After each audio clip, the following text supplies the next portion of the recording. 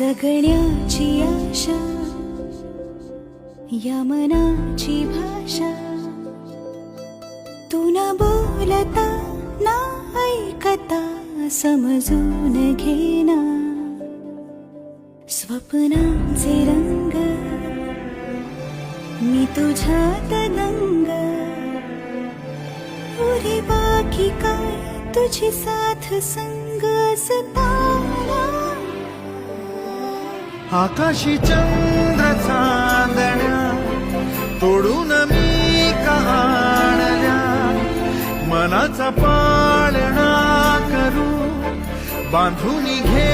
जरा झुला,